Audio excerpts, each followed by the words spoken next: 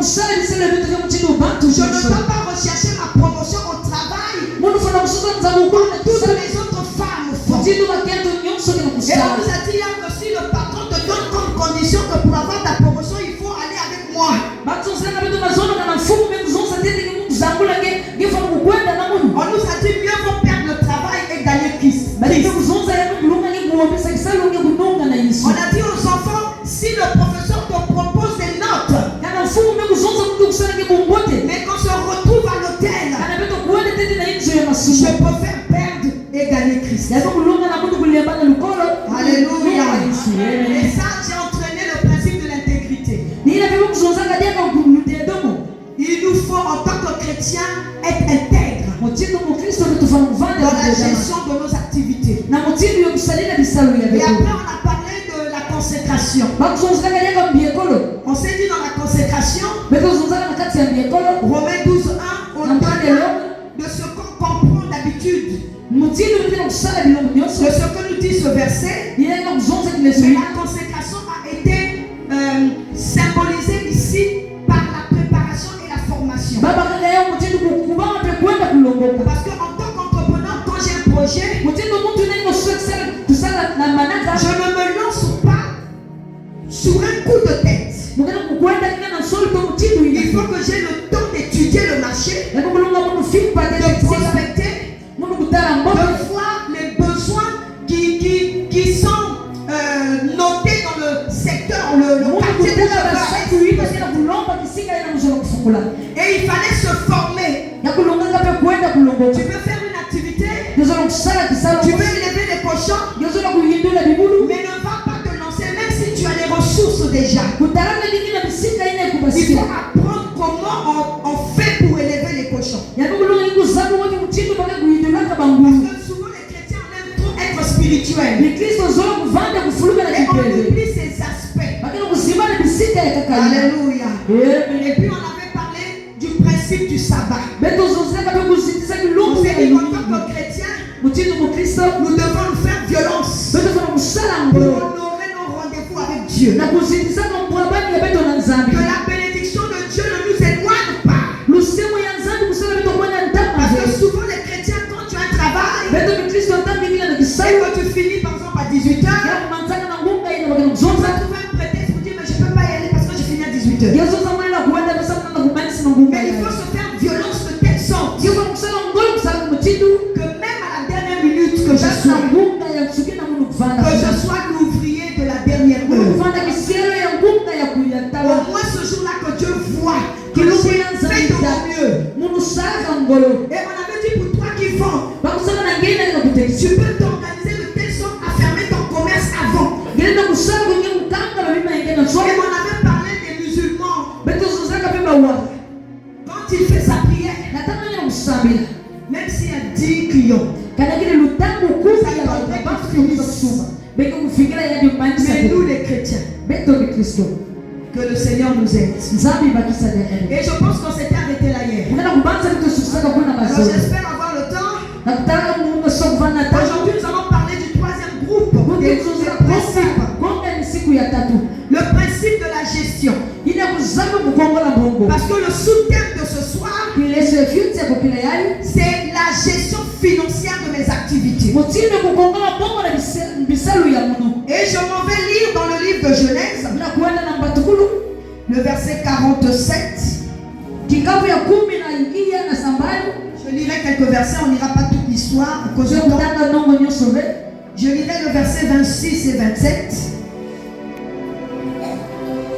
Je pense Genèse 47.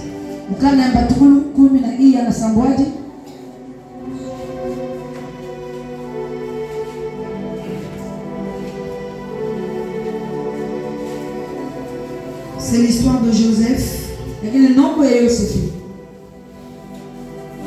Nous connaissons l'histoire de Joseph.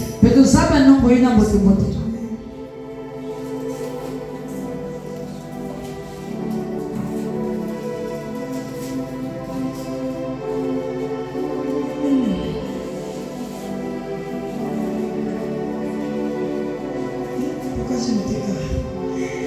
Alors, C'est le passage où Pharaon fait le songe. Je n'arrive pas à le retrouver. Et Joseph va pour interpréter le songe. Et la Bible dit que lorsque Pharaon va lui expliquer, non, quand Joseph va se mettre à écouter le songe de Pharaon, il va interpréter et il dira à Pharaon que les deux songes, parce que Pharaon avait fait le songe qu'il y avait des vaches grasses. Cette vache grasse qui était apparue et qui ont commencé à brouter l'herbe. Après quelques temps après, il va voir, si quelqu'un a trouvé le passage, peut me dire. Et quelques temps après, il va voir cette autre vache, mais laide et maigre, qui va aussi apparaître. Et ces vaches-là vont dévorer les premières vaches. Et il va faire un autre songe où il va voir les épis, de bons épis de blé. 41. Oh, mais pourquoi j'ai mis 47 ici? Il va trouver les bons épis. Il va voir les bons épis. Merci maman. Des bons épis. Et quelques temps après, des épis bizarres vont apparaître. Et elles vont aussi. Et quand Joseph va se retrouver, il va donner l'interprétation pour lui dire qu'en fait Dieu n'a fait que te montrer ce qui doit arriver. Il y aura 7 années de vaches grasses, et 7 autres années. Autrement dit que Joseph disait qu'il y aura 7 années de richesse et puis 7 autres années de sécheresse. Et donc Joseph va donc conseiller à Pharaon. Au verset 33, il va dire à Pharaon de choisir un homme qui soit rempli de sagesse, et que cet homme-là organise la gestion de ces années d'abondance. Alléluia. Alléluia. Joseph va dire à Pharaon d'établir des commissaires sur le pays. Pour lever un cinquième, ça c'est le verset 34 de Genèse 41. Pour lever un cinquième des récoltes de l'Égypte pendant les 7 années d'abondance. Bien aimé, ce passage est riche d'enseignements en ce qui concerne la gestion. Alléluia. Alléluia. Vous savez, Joseph était un bon gestionnaire. Mais il n'a jamais géré ce qui était à lui. Quand il arrive dans la maison de Potiphar, Joseph va gérer les biens de Potiphar. Quand il arrive à la tête d'Égypte, il va gérer les biens de Pharaon. Et Joseph est le type du chrétien. Nous sommes les gestionnaires. Je suis l'économe de Dieu. Parce que ce que tu penses avoir en fait ne t'appartient pas. L'argent que tu penses avoir normalement ne t'appartient pas. Alléluia. Alléluia. Il faut que le chrétien apprenne à prendre conscience de tout ce qu'il a. Quand ça vient de Dieu, le véritable propriétaire c'est Dieu. Alléluia. Alléluia. Alors Joseph va donner une stratégie qui va sauver l'Égypte. Bien aimé, il faut savoir gérer les ressources que Dieu te donne. Il faut savoir gérer les ressources de ton activité. Savoir gérer les ressources personnelles, humaines, je veux dire, les personnes qui travaillent pour toi. Savoir gérer le capital de ton activité. Parce que si tu ne gères pas bien, tu vas être le type qu'on nous a décrit écrit le premier jour. Et qui mange le fruit et son noyau. Alléluia. Et on ne peut pas parler de gestion sans parler de la sagesse qu'il a tirée dans la vie de Joseph. Joseph était un bon gestionnaire. Et nous savons que chaque personne sur cette terre connaîtra ces deux saisons. Chaque personne sous terre va connaître la saison de la vache grasse. Et elle connaîtra la saison de la vache maigre. Pour celui qui sait gérer, il comprendra que quand Dieu me donne en abondance, ce n'est pas parce que Dieu me donne tous les jours aujourd'hui qu'il me donnera tous les jours demain. Quand Dieu me donne la surabondance, c'est parce qu'il veut que j'apprenne à pouvoir gérer ce que Dieu me donne. Parce qu'il arrivera un temps où je n'aurai pas aussi facilement comme maintenant. Or nous, ce que nous faisons, c'est que quand Dieu nous bénit, quand il nous gaspille de bénédiction, nous aussi nous gaspillons cette bénédiction. Pour des personnes qui n'ont pas le cœur pur,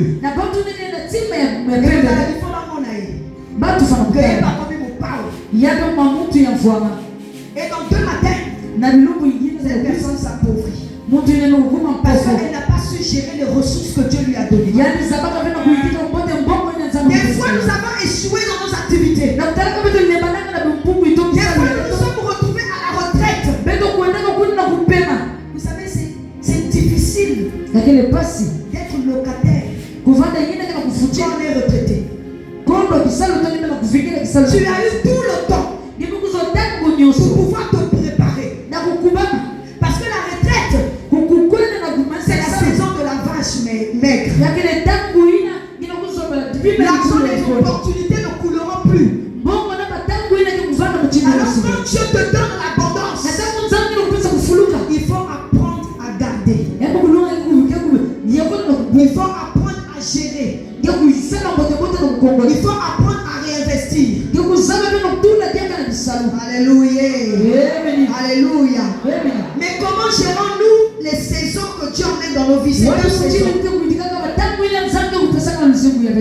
Bien aimé, nous voulons réussir dans nos activités. Nous voulons réussir dans notre travail. Il faut apprendre à gérer ton salaire. Ne mange pas le fruit et le noyau.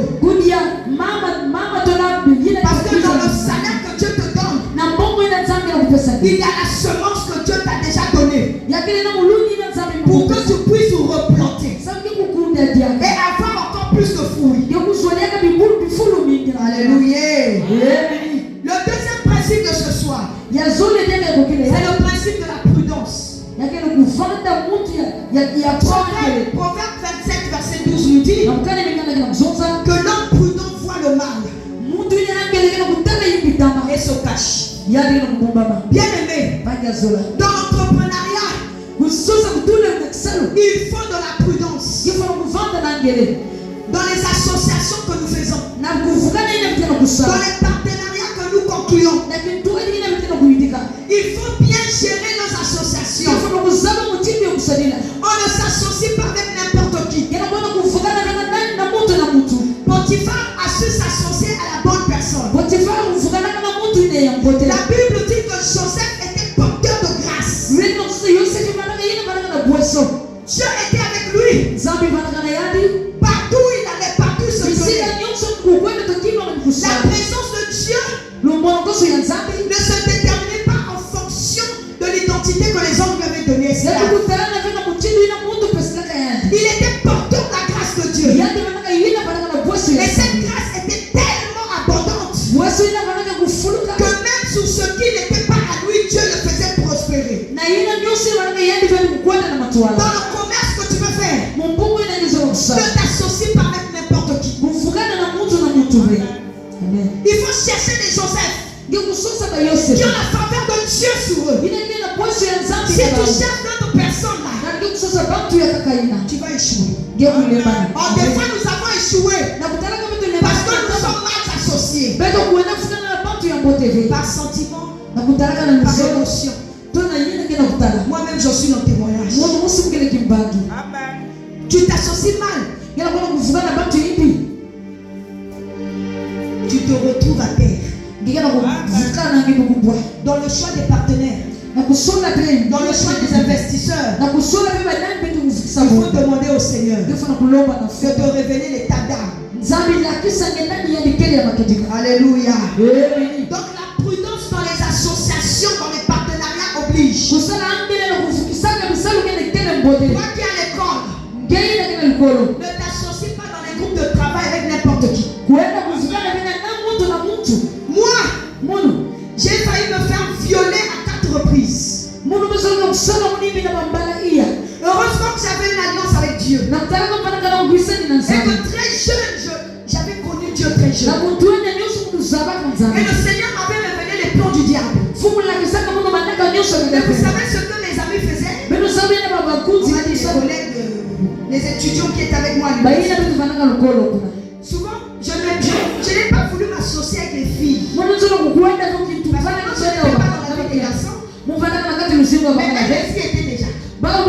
Alors quand on se retrouvait pour étudier, c'était les gourmets qui les expliquaient. Non, père m'a fait ceci. Et on passait le temps à ne pas étudier. Je me suis dit, je me mets avec les garçons. Mais on a qui sont devenus des instruments du diable. Pour ôter la virginité que j'avais. Et ils faisaient des plans comme ça. Parce qu'on travaillait des fois, on venait travailler chez moi. Des fois, eux, ils faisaient des plans comme ça. Non, aujourd'hui c'est chez moi. Ne dis pas aux autres, tu allais informer les autres. Or, il avait préparé son coup. Mais ne savait pas que Nazareth n'a Yesu. Dieu m'a toujours sorti de ses pas. Et je pense que Dieu a permis que je vive ça pour pouvoir parler aux jeunes filles. Il faut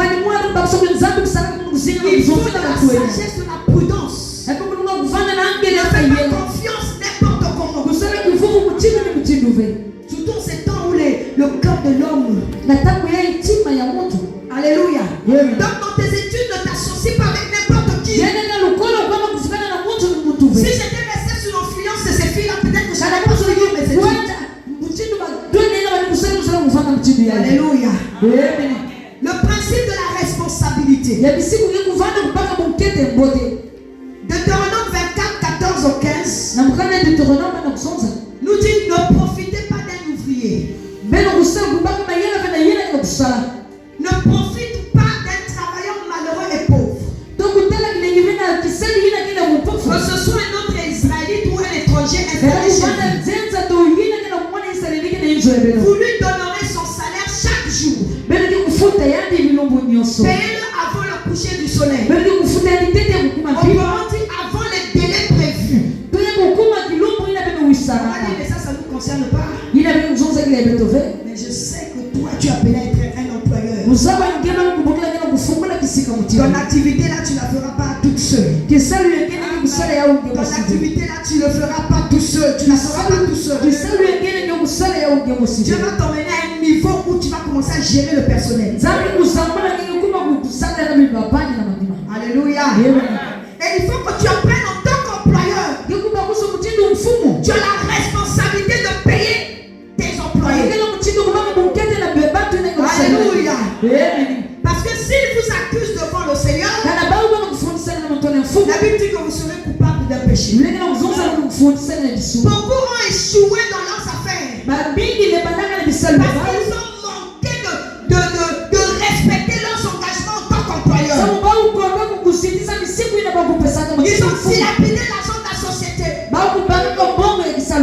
Ils ont refusé de payer leurs employés. Bien aimé, cette activité ne pourra pas prospérer. Parce qu'un employeur est comme un arbre. Et les employés sont comme des oiseaux qui viennent se reposer, se nourrir sur cet arbre. Alléluia. Et en tant qu'employé, toi aussi tu as des responsabilités. Alléluia. Jérémie 22, verset 13. La dernière partie de ce verset nous dit: malheur à celui qui fait travailler son prochain sans le payer. J'avais un DG comme ça. Quand je suis allé travailler, j'ai fait 6 mois là-bas. Le Seigneur m'avait préparé, je ne vais pas mettre du temps là-bas. Parce que lui et moi, on ne s'accordait pas. Tu m'appelles le dimanche, pour pas. Et comme j'étais quelqu'un de principe, en fait, il n'arrivait pas à me manipuler. Comme les gens. Le dimanche, tu m'appelles, moi je ne te réponds pas. Je suis en train de pousser le Seigneur, toi tu m'appelles. Il y a quelle urgence au boulot qui ne peut pas attendre le lundi? Il m'appelle à 23h, on se retrouve en boîte de nuit, il m'appelle à 23h. J'ai compris qu'il était accompagné, il voulait montrer qu'il était le boss. Je l'ai regardé vite fait.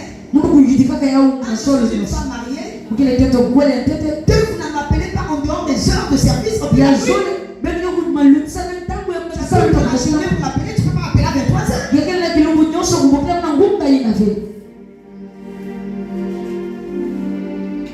Quand tu es employeur, il faut respecter tes employés. C'est pas parce que tu es employeur ou tu les payes que tu vas leur manquer de respect. Alléluia.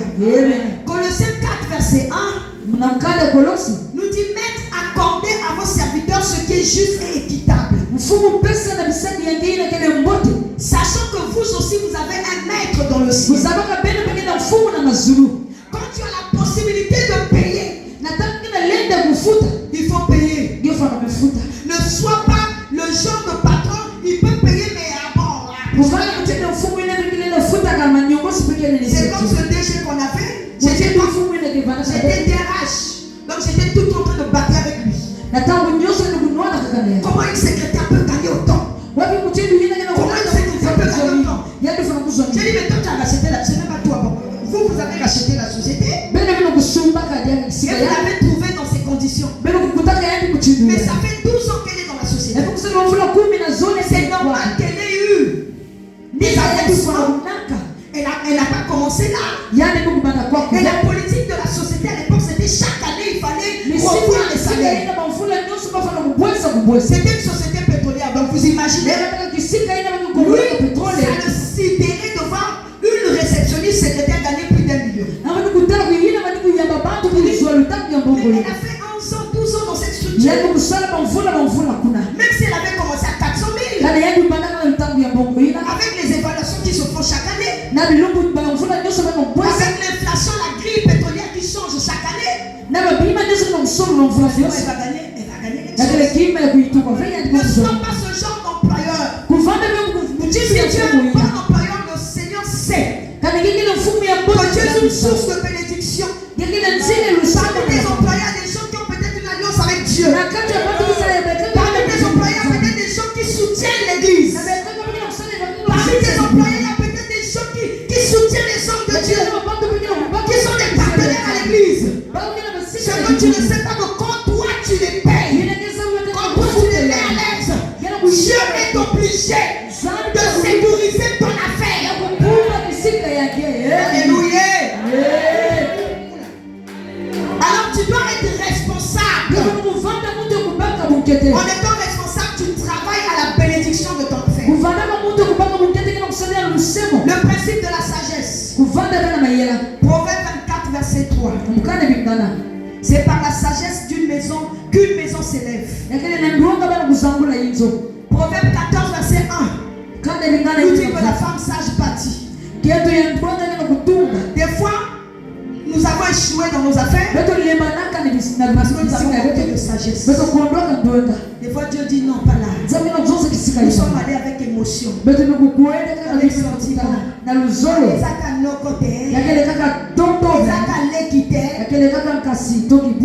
Les émotions tuent. Il faut aller demander à Jean-Baptiste. Sa tête est partie parce que émotion.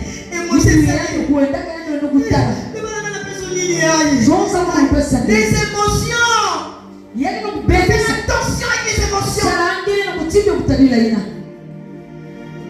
L'histoire raconte qu'il y a un homme qui faisait crédit à ses clients. Peut-être qu'il y avait une cliente qui venait.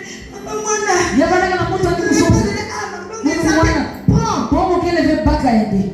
a un tableau comme ça qui est souvent chez les commerçants. Et un jour, il s'est retrouvé au village. La boutique fermée. À cause des sentiments. En tout cas, moi, je dis au Seigneur, apprends-moi. Avoir les sentiments qu'il faut, mais pas les sentiments diaboliques. Donne-moi la sagesse dans mes émotions et dans mes sentiments. Le principe du contrôle. La Bible nous dit dans Genèse 3, verset 8, que quand Adam et Ève ont péché, le soir quand Dieu vient, il cherche Adam. La Bible dit qu'ils ont entendu Dieu les appeler. Ils ont entendu la voix de Dieu. Mais ils sont allés se cacher. Vous pensez que Dieu ne savait pas que Adam avait déjà péché? Par le fait que Dieu circule dans le jardin, c'est le symbole du contrôle. Le jardin que Dieu t'a donné à cultiver, qui est ton commerce, qui est ton travail, il faut apprendre à contrôler. Le commerce que tu as confié à quelqu'un,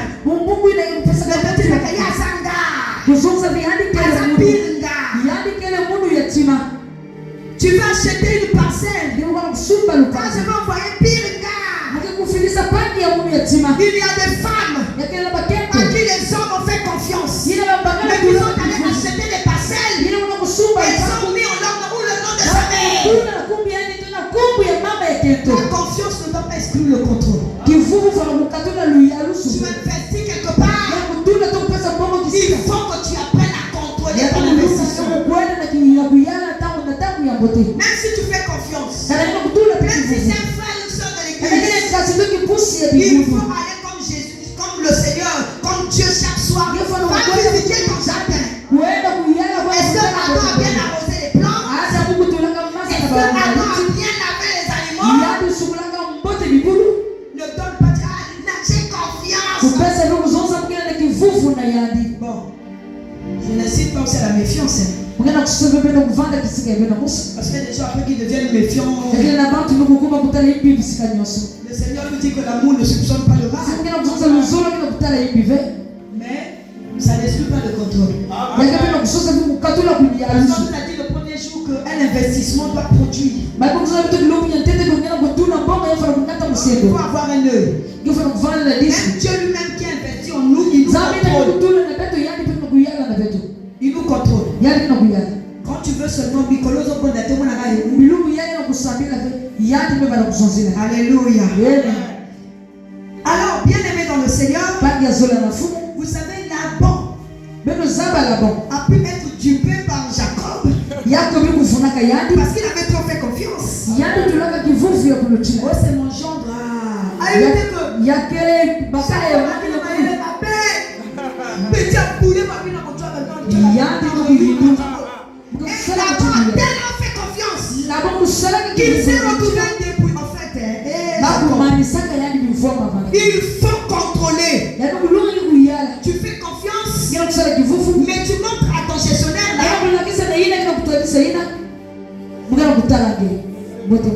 Parce que qui veut perdre? Alors le groupe 4, c'est le principe que les chrétiens n'aiment pas. Le principe du donner. Nos affaires peuvent être sécurisées par le don.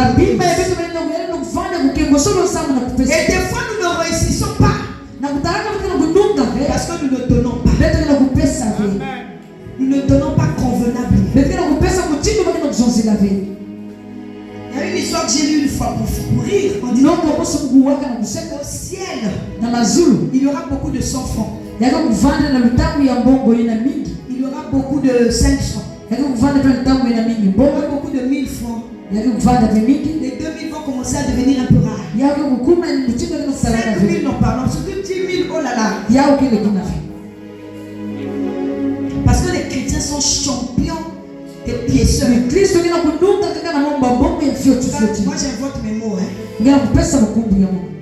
Des fois, quand tu n'as que ça, Dieu voit. Mais quand tu as plus, le chrétien est censé donner le meilleur de lui-même à Dieu. Sachant que ce que Dieu m'a donné,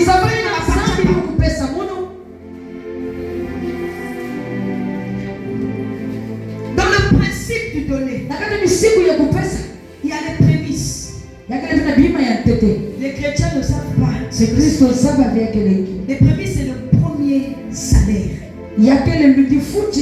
Le premier bénéfice. Tu n'enlèves aucun franc dessus. Bien-aimé, je suis le témoignage vivant. Quand je commençais à travailler, je gagnais 30 000.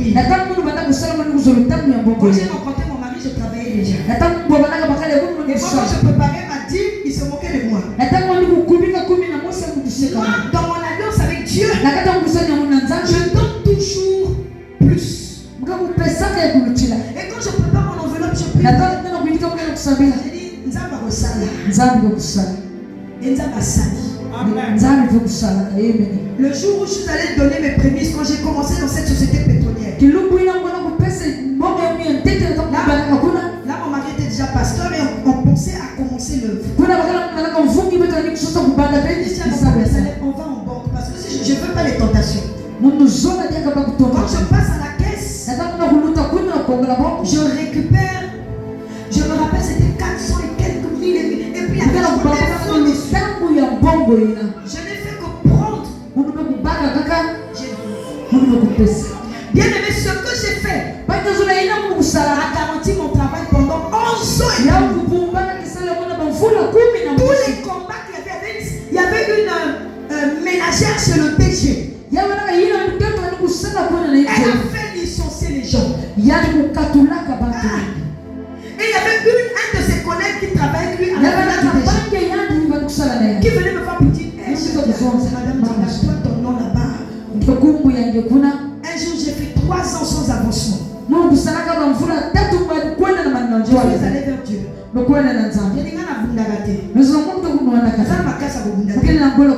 Je sais où je vais régler mes problèmes. Seigneur, souviens-toi de mes prémices. Vous savez quoi? 2 ans après, c'est elle qui est partie. Et moi, je suis resté jusqu'à la clôture. Jusqu'à la clôture de la société. Bien aimé, les prémices, c'est une offrande très importante.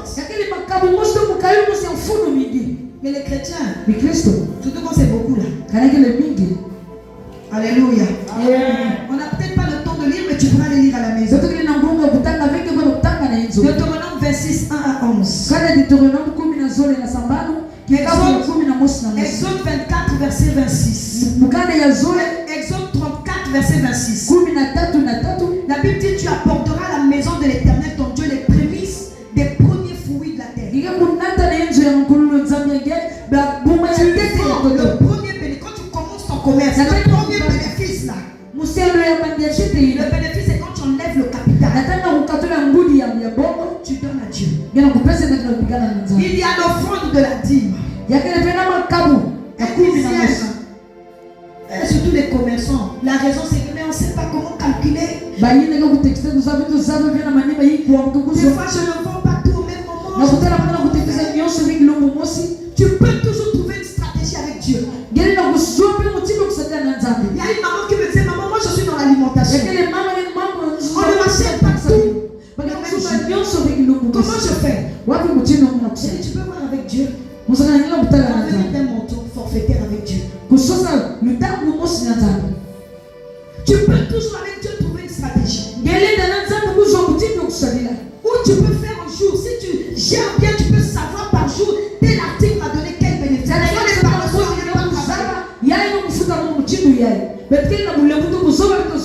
on donne mal notre dîme. La dîme, c'est pas que tu as pris des charges, et puis ce qui reste. La dîme, c'est la première des choses à prélever sous ton revenu. Parce que Dieu est la priorité.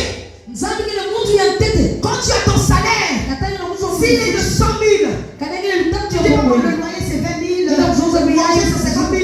Tu commences par enlever ta dîme. Tu enlèves tes 10 000, tu mets à côté. C'est pas que tu as tout fini, tu as tout fini, tu as tout fini. Tu manques de respect à Dieu. Comment donnons-nous nos dîmes? Est-ce que dans notre manière de donner la dîme, je vois notre attachement à nous? Il y en a même qui ne donnent pas. Vous savez, Abraham a donné la dîme à Melchisédek. Deutéronome 14, 22, 26 nous dit que tu lèveras la dîme sur tout ce que produira ta semence. Si tu es travailleur, tu as un salaire. Si à côté tu as des activités, tu ne veux pas que le salaire. Je donne seulement sur le salaire. La Bible dit sur tous tes revenus. Donc si on demande de ton salaire, tu as d'autres revenus. Sur chaque revenu, tu vas prélever la dîme. Alléluia.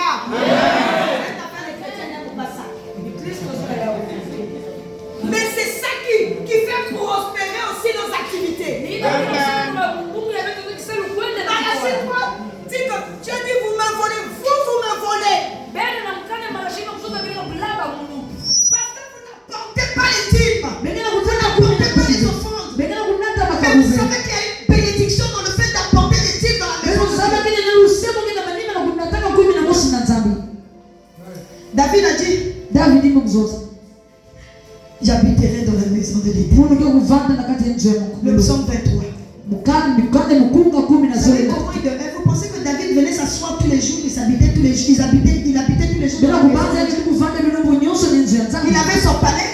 Mais qu'est-ce qui le fait demeurer dans la maison de Dieu? Qu'est-ce qui nous fait demeurer dans la maison de Dieu? Ce sont les dîmes. Celui qui a acheté ça, c'est moi-même. Je demeure dans la maison. Même quand je dors chez moi, ça c'est moi. Ça c'est moi. Ça c'est moi. Ça là c'est moi. Ça là c'est moi. Quoi encore? Ça c'est maman Léo et moi. Nous habitons dans la maison. Mais ça veut dire que quand Dieu est dans son temple, quand il relève, il dit, oh Shadia, est-ce que tu habites dans la maison? Mais quand tu bouffes tes dîmes là, tu penses que tu fais mal à qui? Au pasteur. On va enseigner à donner. Et je sais que Dieu n'est redevable de personne. J'ai oublié, ça c'est moi. Ça c'est moi. Ça c'est moi. Ça c'est moi aussi. Hein? Le mur là c'est moi. La peinture c'est moi. Dieu m'a vidé toutes mes économies. Mais comment il a pris soin de moi? J'ai eu peine même quand je gagnais des millions que je n'avais pas. Quand je travaillais, j'étais millionnaire. Je souffrais de l'estomac. Vous pouvez comprendre ça? Maintenant que je suis au service du Seigneur, je ne souffre plus de l'estomac. Pourtant, j'ai plus de salaire. Bien aimé, Dieu prend soin de moi. Parce qu'il me voit dans sa maison. Donc quand on parle de ces choses, c'est pas que le pasteur veut s'enrichir. Moi personnellement, j'ai mon alliance avec Dieu. Dieu prend soin de moi. Alléluia. J'ai appris à s'aimer dans les vies des hommes de Dieu. Et quand Dieu les voit, il voit Shadia. Vous pensez qu'une personne, moi je vais être une chose qui va tarir? Dans mon chômage que je suis, je résous les problèmes financiers. Même moi-même je ne comprends pas. Il faut apprendre à attirer l'attention de Dieu sur toi. Il faut apprendre à être utile. Vous savez, quand tu es utile pour Dieu, il est obligé de te bénir. Et toi tu es égoïste. Bon, on va avancer. Sinon, on va rester. Il y a beaucoup de choses encore à dire. En tout cas, on va trouver un temps où on va parler des offrandes. Que Dieu nous fasse grâce. Et puis toutes les autres offrandes, il n'y a pas que ça y est, les actions de grâce. Les libéralités, c'est-à-dire il y a beaucoup de types d'offrandes qu'on peut faire. Alléluia. Et le principe du donner exige un cœur disposé. Tu peux venir si ton cœur n'est pas disposé. Venir. On a maman Shadia. On a vu ma canadine na yote. Un jour, il y a un taximan qui me dit, oh, ça m'a pasteur. Il dit bien, hein? Papa. Il a dit ça dans l'église à moi, comme un milieu. C'est un peu la base de son frère. La financière est là. Quand j'écoute, oh, telle église, mon enfant, le pasteur, comment est-ce qu'il fait? Il faut qu'on vous dise ces choses. Parce que vous pensez que vous faites ça pour enrichir le pasteur. En tout cas, par la grâce de Dieu, en toute humilité, Dieu nous a bénis. Nous avons un chez nous. Nous avons de quoi nous déplacer. Nous pouvons manger tous les jours. On bénit le Seigneur. Donc sinon, parce que mon père, ça tête au mais si on dit de donner, parce que moi-même quand j'étais brebis, on me l'a enseigné, j'ai pratiqué, et je suis en train de manger les fruits, et je sais que ça paye. Ce qui m'a fait du bien, je ne peux pas le cacher. C'est pour ça que je me dis, n'écoute pas ce que les gens disent que vous allez donner pour enrichir le pasteur. Le pasteur n'a pas besoin de te dire pour s'enrichir. Il a été appelé par Dieu. Et Dieu prend soin de ses serviteurs. Ça c'est le diable qui te dit pour te bloquer. Amen. Parce qu'il y a une bénédiction derrière. Maladie toi dit que pour vous, mettez-moi d'abord, défiez-moi.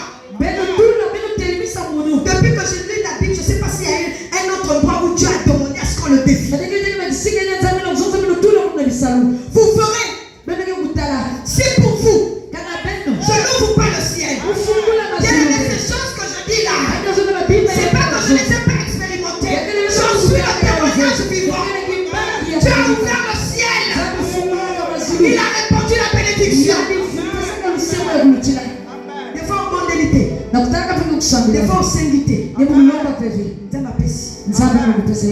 dit derrière, il y a la promesse de la protection.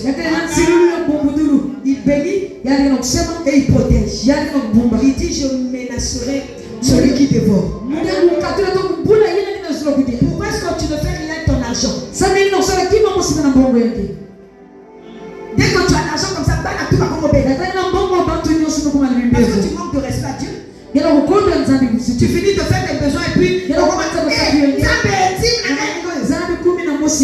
dis-moi, au fond de la on fait, on sait pas dans le temple, on dit tu fais depuis la maison. C'est une manière d'adorer Dieu. Seigneur, ce jour je vais au culte. Tu as dit qu'on ne vienne pas dans ta maison. Je t'apporte une partie de ce que tu m'as donné. Seigneur, souviens-toi, il y a plus de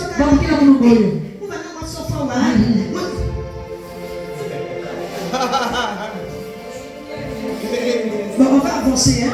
Seigneur, le principe de la philanthropie, du social, il faut être une provision pour Dieu. Alléluia. Amen. Vous savez, dans toute entreprise sérieuse, il y a un chapitre projets sociaux. Deutéronome 24, 19, 21 nous dit que quand tu moissonneras le champ, il y a certaines gerbes de blé que tu as oubliées. Il ne faut pas que tu retournes les chercher.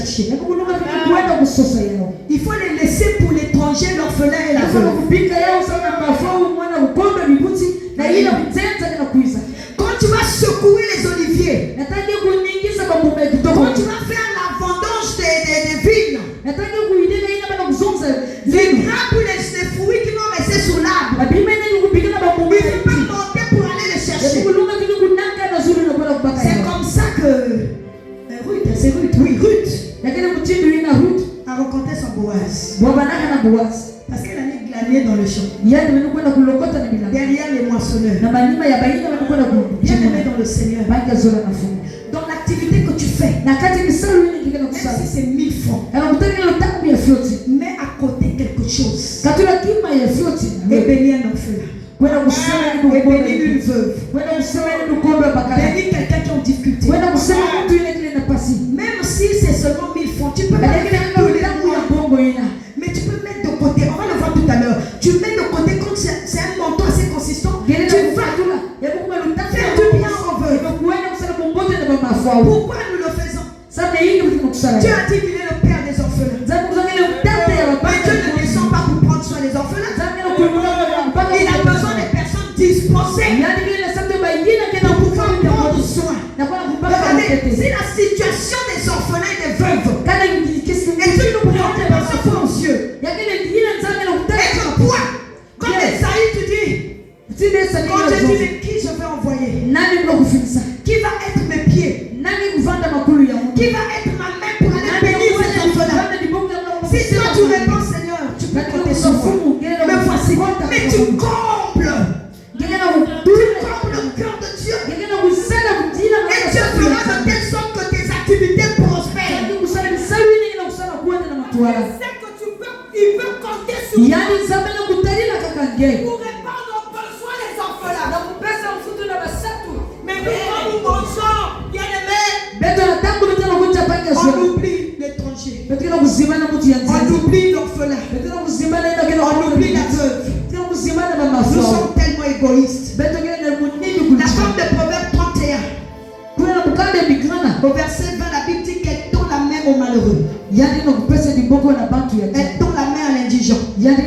Proverbe 11, verset 24 nous dit qu'il donne libéralement devient plus riche. Parce que cette personne devient la provision de Dieu. Alléluia. Et Acte 9 nous parle de Dorcas, une femme qui prenait soin des veuves. Bien aimé dans le Seigneur, en investissant dans le social, nous devenons utiles pour Dieu. Nous devenons la provision de Dieu. Et par nous, Dieu prend soin des orphelins. Quand nous faisons le social, nous touchons le cœur de Dieu. Nous touchons la corde sensible de Dieu. Alors deviens la provision de Dieu. Alléluia. Alléluia. Parce qu'une bonne œuvre ne meurt jamais. Le principe de la reconnaissance. Quand tu moissonnes, sois reconnaissant. Car d'autres avaient sémé comme toi, peut-être qu'ils n'ont pas pu moissonner. Chaque fois que tu réalises un bénéfice, sois reconnaissant envers Dieu. Le principe de la discipline financière. Des fois on a échoué parce qu'on a manqué de discipline. Et c'est par là que je vais introduire notre formation. Bien aimé dans le Seigneur, être discipliné dans la gestion de ses finances est très important. Savoir gérer ses finances c'est très important. La formation que j'ai faite sur la gestion financière, on me disait que je suis responsable de ma situation financière actuelle. C'est pas le sorcier de ta famille. C'est pas le diable. Parce que souvent notre pauvreté, notre difficulté, on a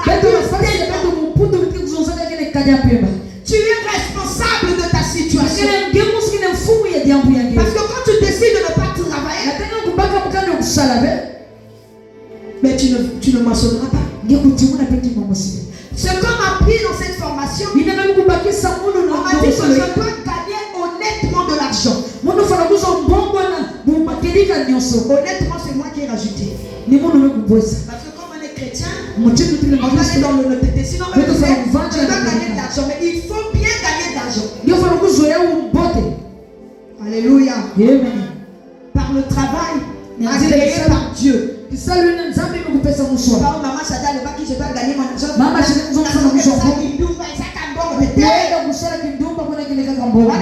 on est boiteuse au fond du.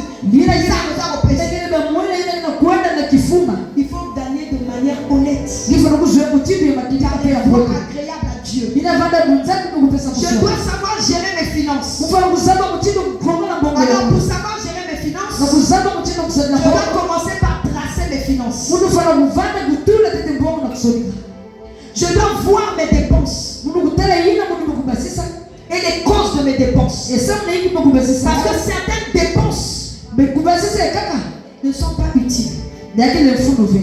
Alléluia. Donc, je dois commencer par faire le point de mes dépenses. Les 3 derniers mois.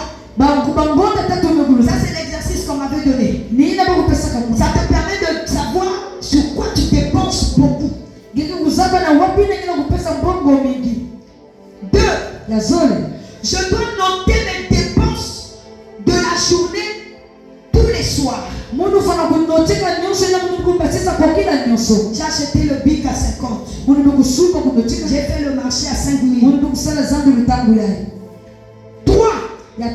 Je dois faire le point toutes les semaines de mes dépenses. 4. Je dois établir un budget. Les chrétiens vivent comme des oiseaux, comme on dit le 5 minutes de moisson. Dieu prend soin. On fait comme ça vient. Il faut être organisé, discipliné.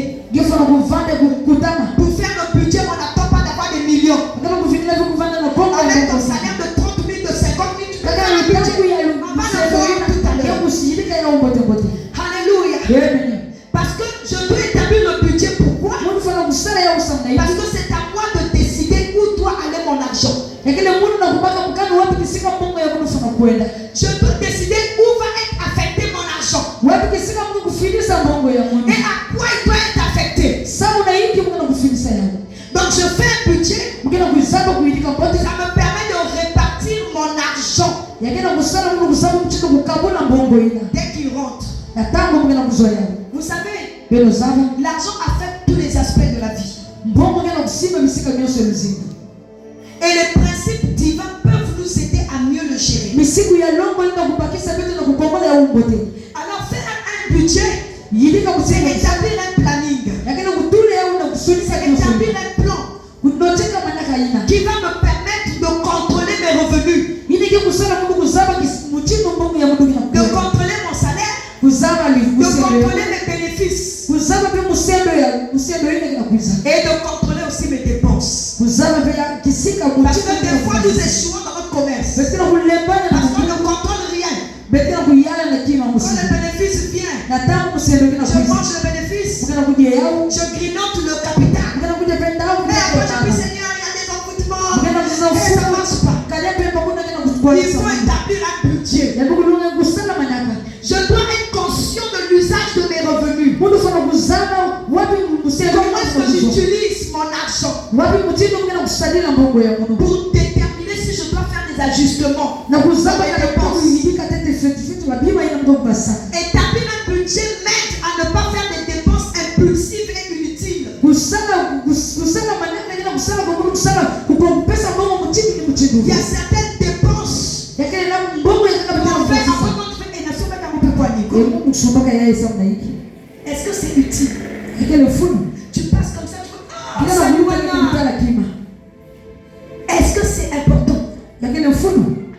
Alléluia. Et je dois établir le budget pour que j'apprenne à vivre selon mes moyens. Des fois, ce qui nous tue, c'est qu'on vit au-dessus de nos moyens. Alléluia. Cela nous aide aussi à nous préparer pour des futurs besoins. Alors, si nous ne planifions pas soigneusement nos finances,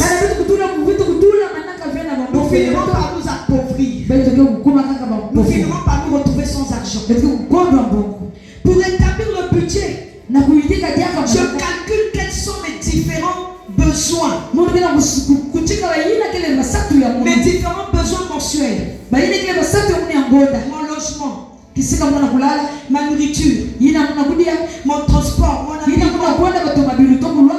ma santé, les plaisirs, tout ce qui me permet de vivre au quotidien. Une fois que j'ai établi ça, je compare le total de mes besoins au total de mes revenus. Si le total de mes dépenses est supérieur à mon revenu, il faut que je règle ça. Que j'élimine les dépenses inutiles. Parce que si tu fouilles bien, tu verras que ma dépense inutile, quelle est? Alléluia. Je dois verser fidèlement ma dîme. Alléluia. Parce que ce qu'on oublie, c'est que les bénéficiaires de la dîme, ce n'est pas le pasteur. Des fois, la dîme là repart seulement chez les brebis. Comment ça vient là?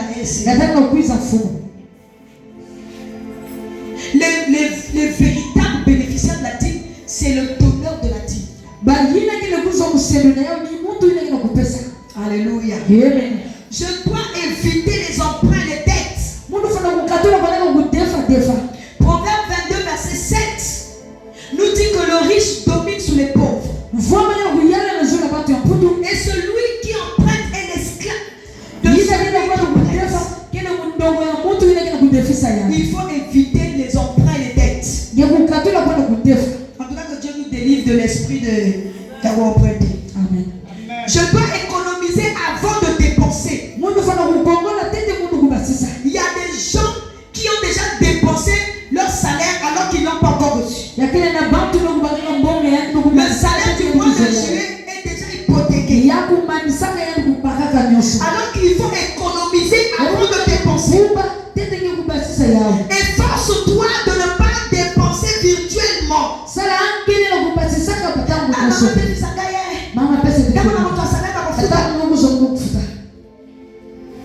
Économise pour tes pauvres. Alléluia. Et nous les Africains, on n'a pas la notion d'épargne. Alléluia. Je dois être généreux. Dans le peu que Dieu me donne, il faut que je sois une bénédiction pour quelqu'un. Une bonne action par mois. Même si c'est seulement 500. Tu achètes la bouillie. Tu demandes à Dieu de te cibler vers qui aller. Alléluia. Amen. Je dois me fier à Dieu et non à mon argent. Quel que soit le niveau de bénédiction dans lequel Dieu va t'emmener, ne te fie jamais sur l'argent. Ne compte jamais sur ton compte en banque. Il faut compter sur celui qui bénit. Il faut se fier à Dieu. Alors voici de manière technique et pratique un exemple de la répartition d'un budget. Maintenant chacun pourra adapter à sa convenance. Dans ma formation que j'ai faite, on m'a parlé qu'il faut faire des rubriques. Alors, la première rubrique, moi en tant que chrétien, eux ils m'ont pas dit ça. Moi j'ai adapté par rapport à moi. La première rubrique c'est ma dîme. Mes 10%. Ma deuxième rubrique, c'est la rubrique des charges quotidiennes. Si j'ai un loyer à payer, si j'ai des factures à payer, le courant, l'eau, internet, le transport pour aller travailler. En fait, tout ce dont ma maison ou ma famille a besoin au quotidien. Ce sont les besoins de première nécessité. Et dans ma formation, on m'a dit qu'il fallait faire des pourcentages. Et bien sûr, en ce qui concerne la dîme, logiquement c'est 10%.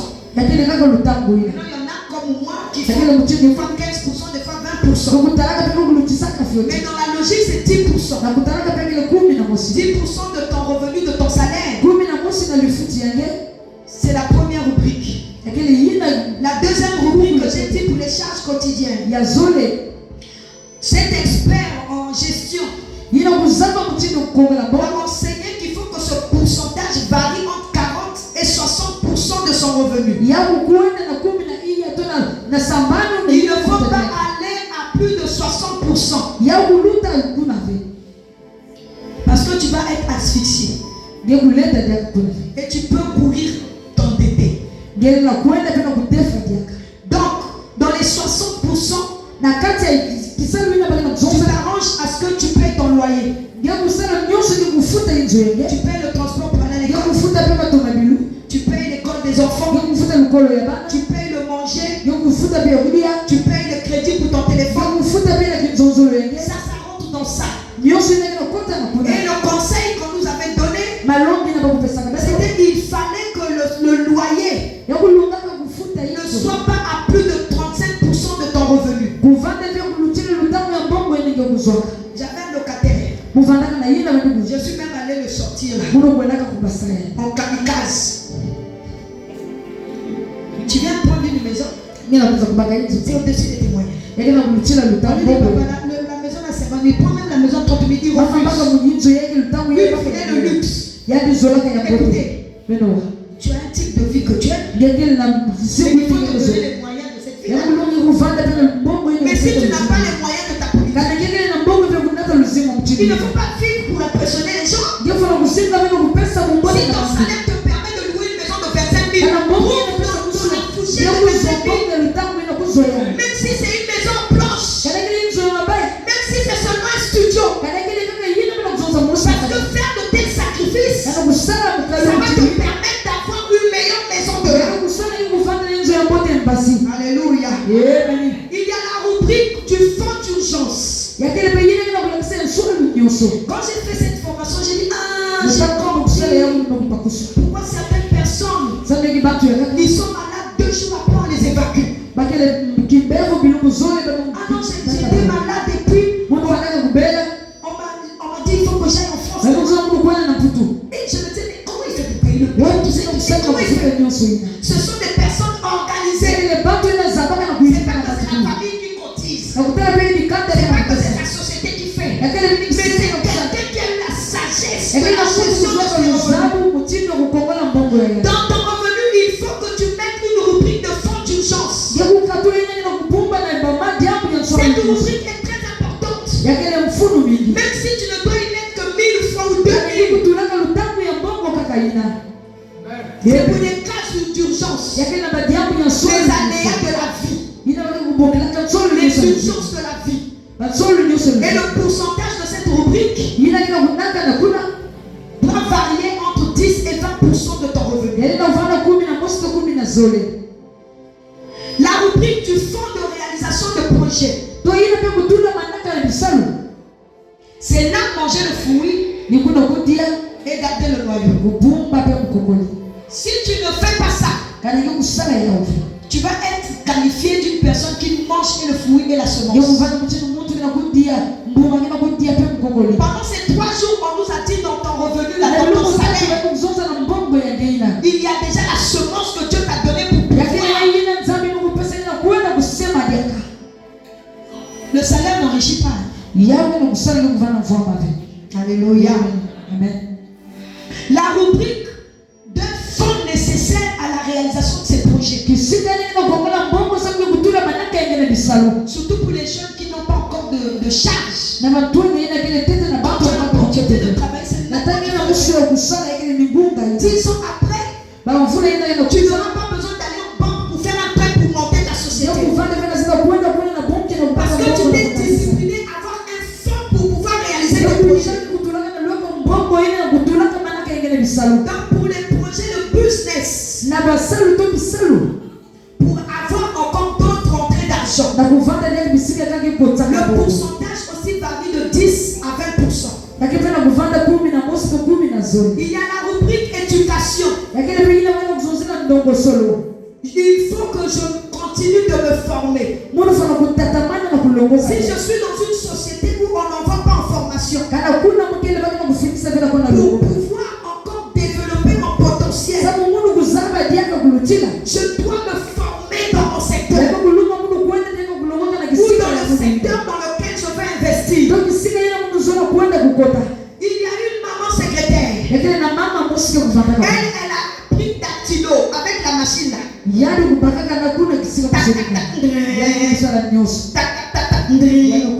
puis les mamans que j'avais souvent des lunettes et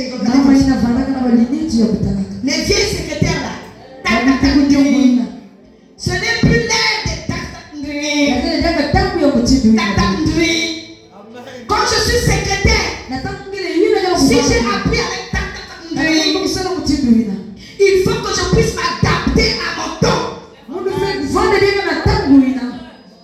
Si la société ne peut pas me former à l'ordinateur, mais dans cette rubrique là où je m'étais blessé, je pourrais aller à AIP apprendre au moins à ça. Alléluia. Et pour cette rubrique, pour les formations personnelles pour m'améliorer, afin de pouvoir me vendre sur le marché de l'emploi. Peut-être que bon, je ne parle que français, mais je voudrais apprendre l'anglais. Parce qu'en ce moment, les offres d'emploi, c'est toujours quand même bien en anglais. Et puis si je me perfectionne, je peux me vendre même dans mon entreprise. Pour que mon salaire augmente. Pour cette rubrique-là, ça varie de 10 à 20%. Il y a aussi la rubrique loisirs. Ce n'est pas parce qu'on a dit qu'il faut. Et puis il faut se prouver. Même si c'est 5 000, même si c'est 1 000 francs, il faut mettre de côté une rubrique loisirs. Tu prends les enfants, même si tu ne le fais pas tous les mois. Tu prends 1 000 francs pendant même 10 mois. Et un jour, tu prends les enfants, alors prends une classe en ville. Comme ça, tes filles, quand elles vont grandir, elles ne vont pas se laisser impressionner par les petits garçons. Parce que les filles se sont fait avoir. Parce qu'on l'emmenait à Noura. On l'emmenait à la citronnière. On ne l'a jamais vu. Et puis, regardez Kalikayap. Ça coûte 305 ça. Mais tu te vends pour moins cher. Or, si toi tu as épargné et tu as emmené tes enfants ce qu'ils découvrent, le jour que un yakuza viendra, elle ne va pas se laisser impressionner.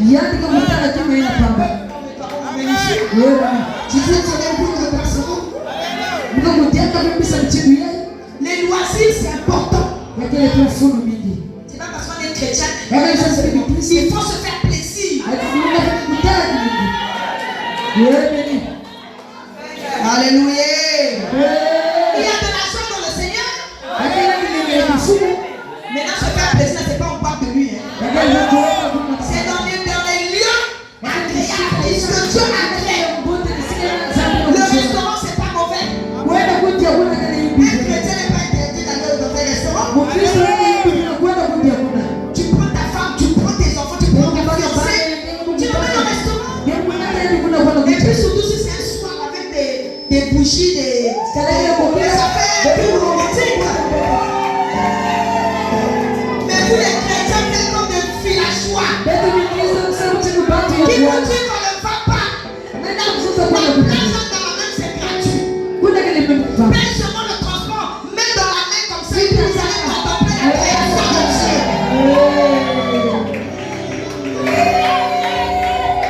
Économise seulement l'argent du transport. Et puis moi, je suis mon combo. Moi, je suis mon combo de la plage. Si tu fais ça, maman, nous les femmes, on n'est pas compliqués. On aime les choses simples. Tu me tiens par la main, on va le coucher du soleil. On contemple la création de Dieu. Il va les symbole. Mais l'église a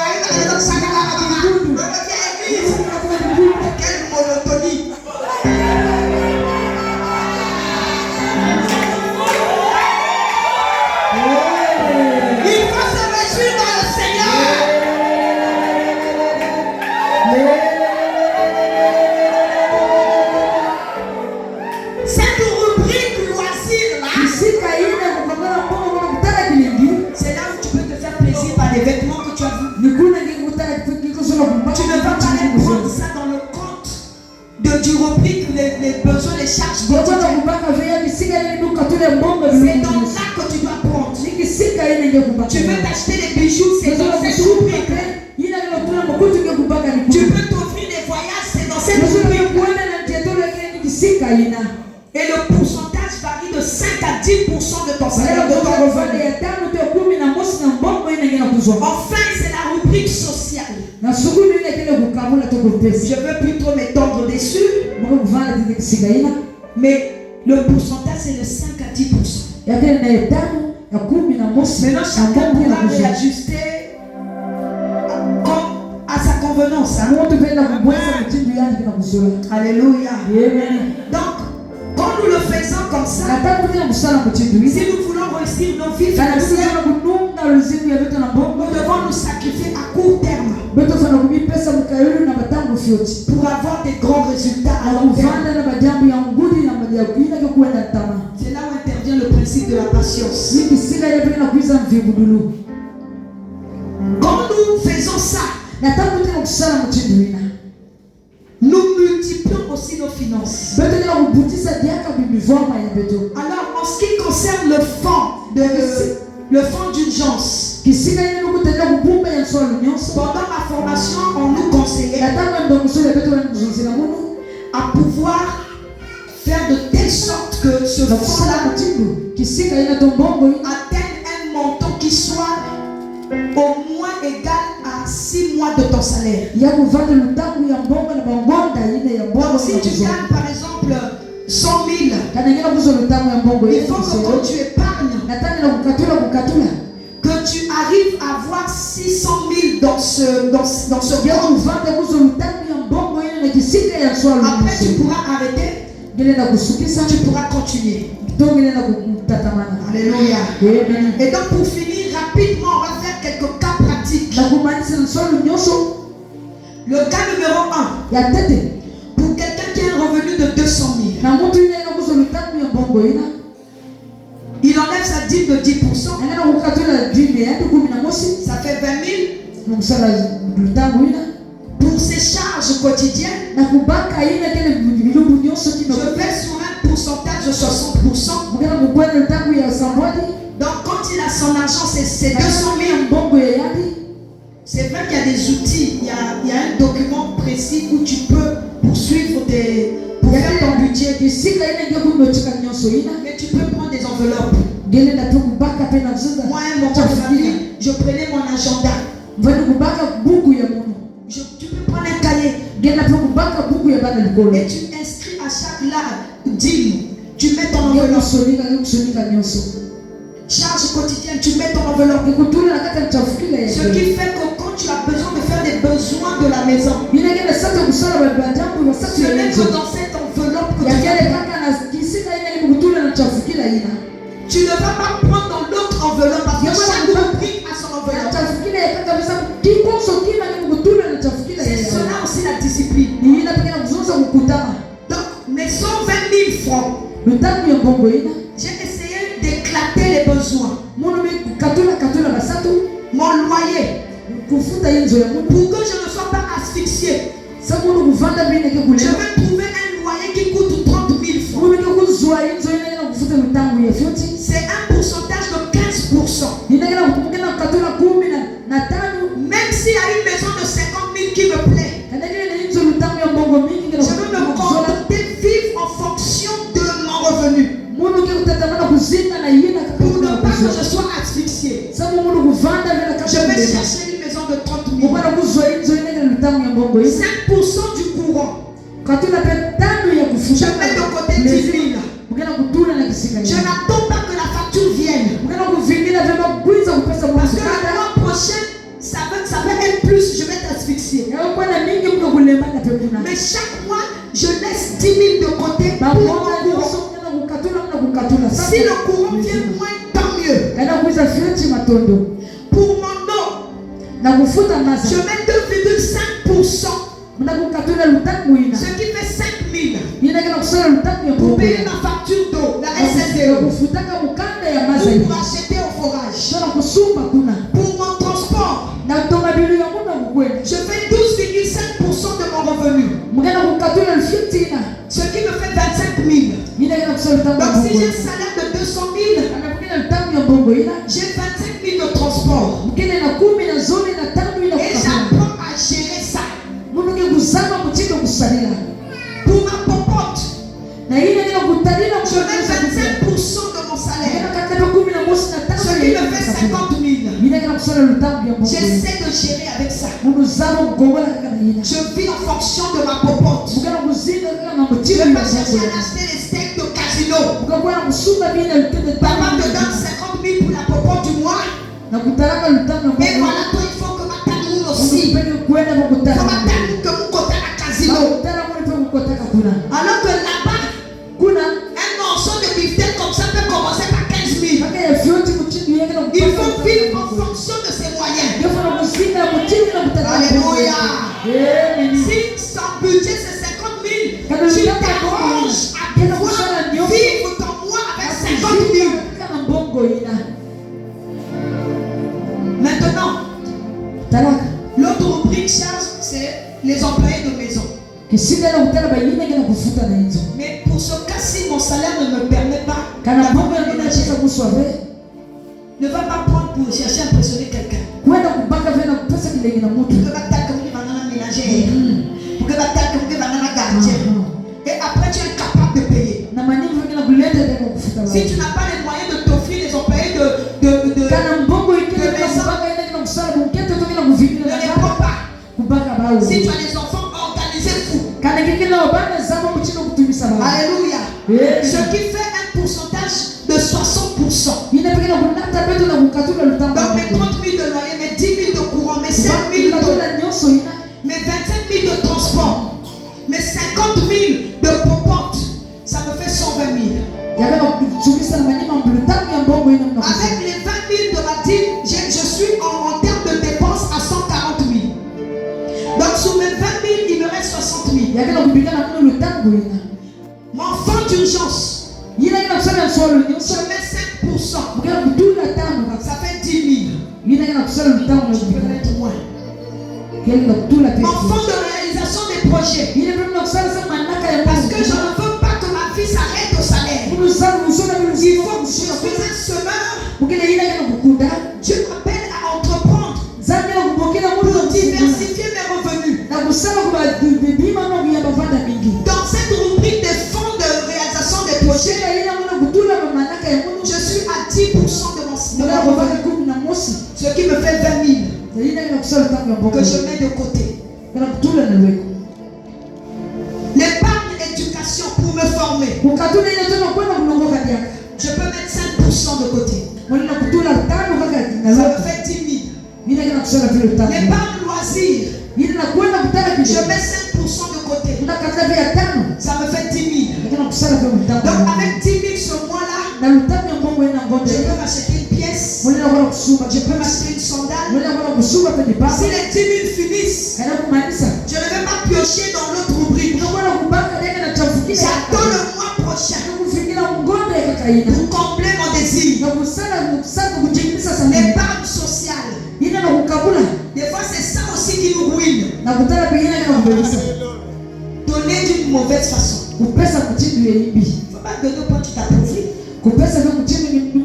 Tu mets 5% de ton revenu de côté. Pour ce cas qui gagne, pour cette personne-là qui gagne 200 000, ça va être 10 000.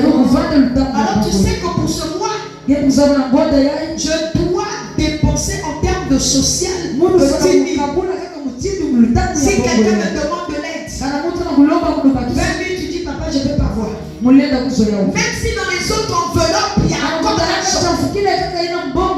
Tu ne peux pas prendre les dépenses d'une rubrique sur une autre rubrique. C'est ça la discipline financière. Si quelqu'un vient te voir, j'ai telle situation, j'ai besoin de 5 000. Si le Seigneur te touche, comme c'est dans ton budget, tu prends, tu donnes. Si quelqu'un d'autre vient, j'ai besoin de 2 000. C'est dans ton budget, tu prends, tu donnes. Si tu veux faire du bien à ta mère, tu veux lui acheter un petit pain de ton fils, c'est dans ça que tu prends, tu donnes. Si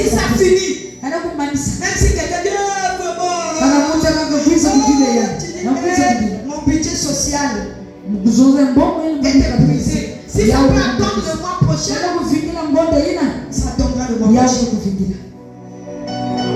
Beaucoup se sont appauvris à cause des sentiments diaboliques. Surtout maintenant, il y a beaucoup d'escrocs. Chez moi, là-bas, ils viennent, maman, oh, maman, je ne connais même pas. Vous allez même passer un peu passer. Compassion est dure, Dieu fait ça. Maman, je ne sais pas,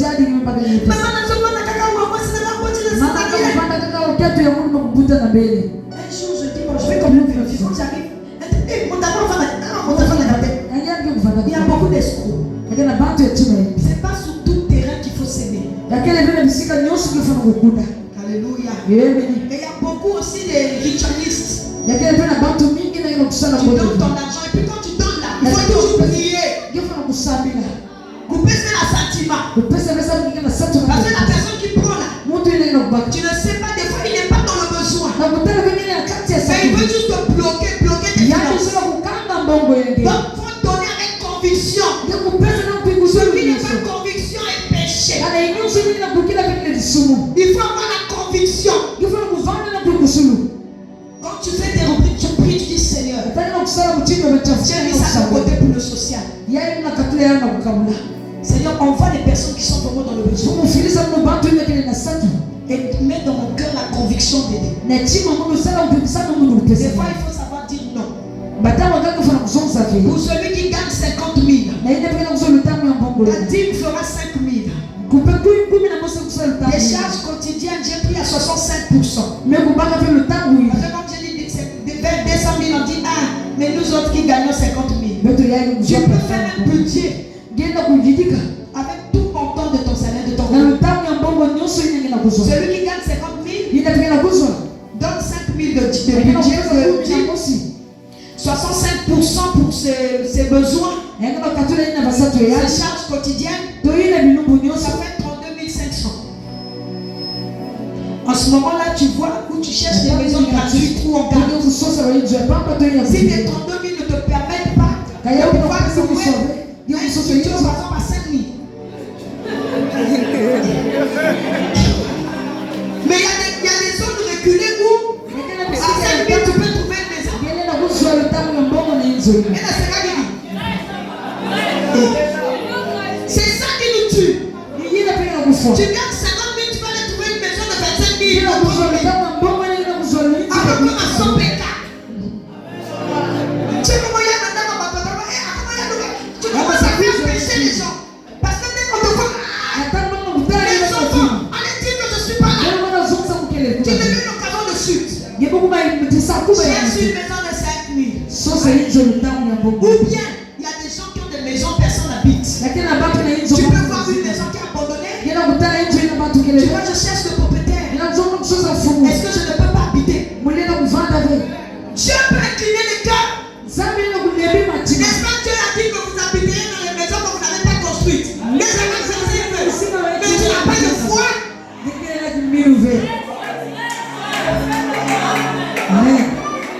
Et Jésus disait, homme de peu de foi. Dieu peut te donner une belle maison sans que tu payes le loyer. Amen. Pardon. Ton épargne pour toi qui gagne 50 000. Ne te dis pas quand tu gagnes 50 000, tu peux épargner. 5% de tes 50 000 là, ça fait 2500.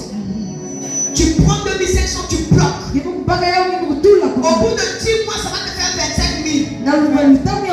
Ça peut toujours aider. Vous savez, ce n'est pas tant le montant, mais c'est l'habitude d'épargner. C'est le caractère que tu dois avoir de mettre de côté. Donc quand ton épargne projet, c'est pas parce que tu gagnes 50 000 que tu vas avoir des projets. 5%. Quand tu as tes 50 000, tu mets 2500 de côté pour un projet. 2500, 4 mois, ça te fait 10 000. Avec 10 000, tu peux investir. Tu peux acheter des arachides, des arachides. Tu écrases, tu mets dans les pots. Si tu n'as pas d'argent pour payer les pots, il y a des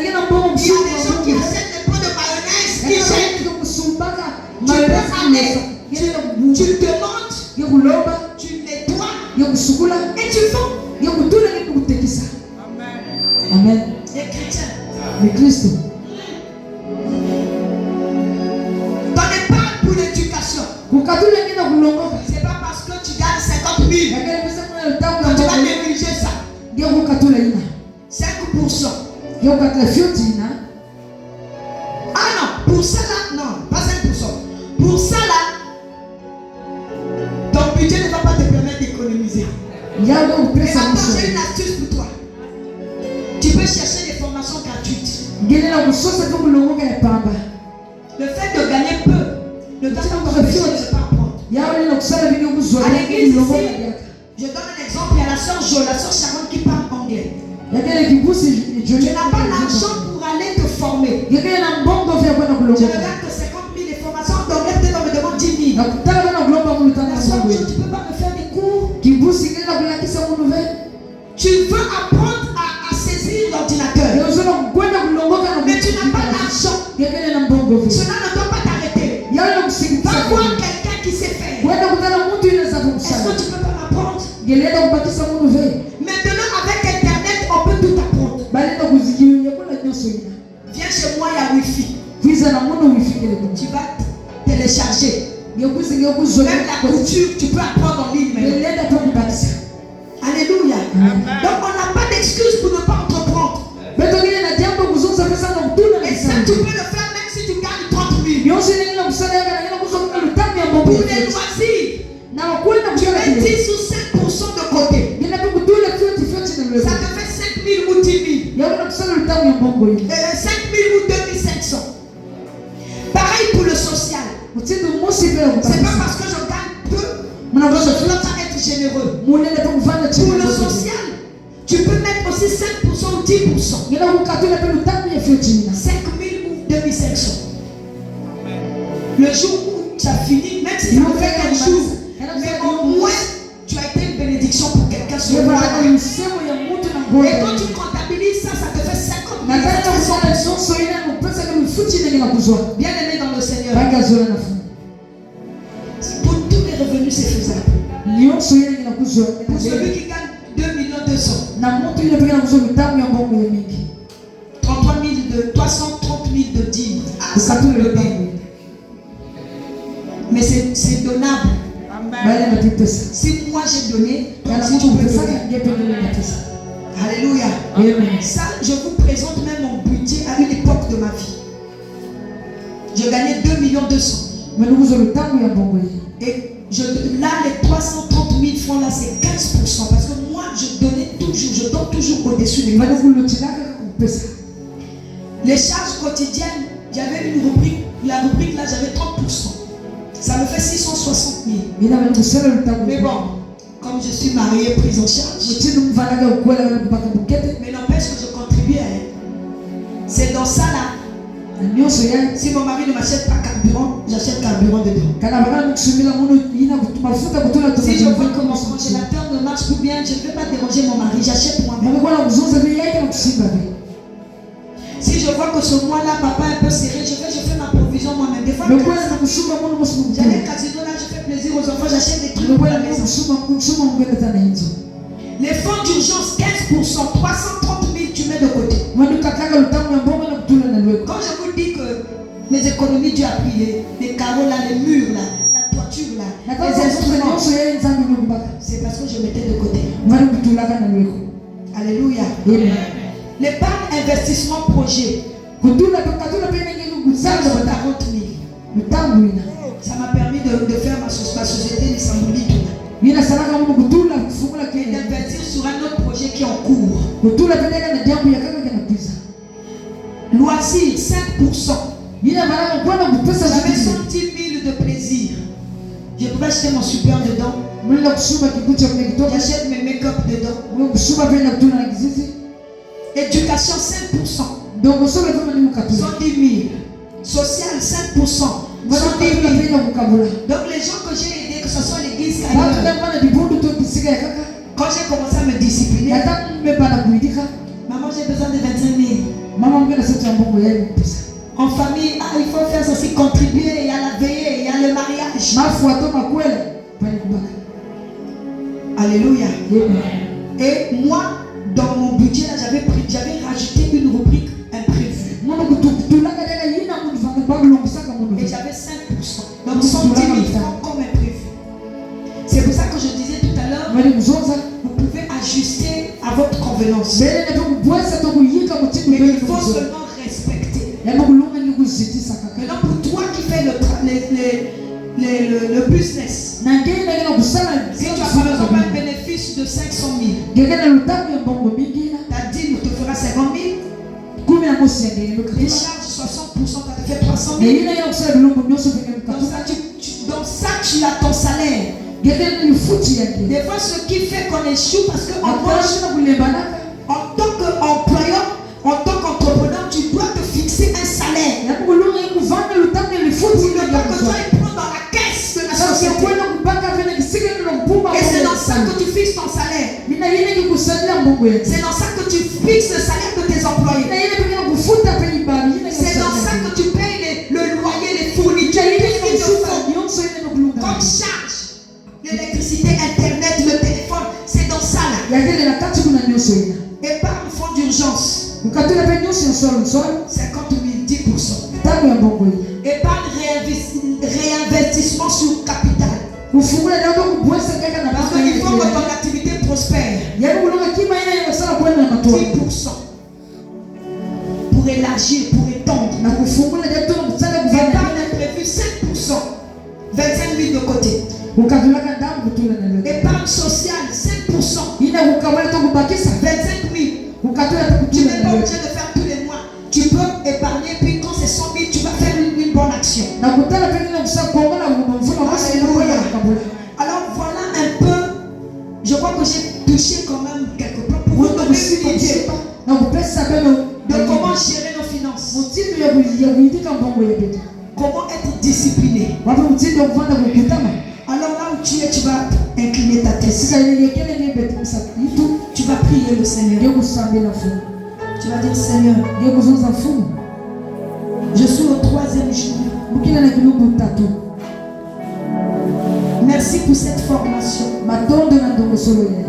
Merci Seigneur de ce que tu m'as appris.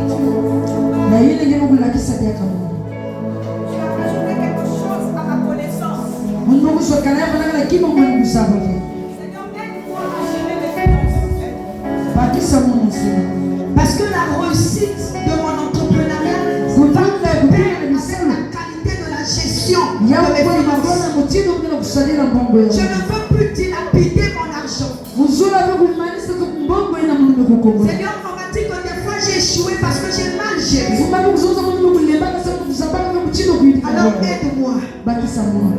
Aide-moi, Seigneur, à être discipliné, à gérer de manière disciplinée. Alors, il est d'avoir pris dans le nom de Jésus.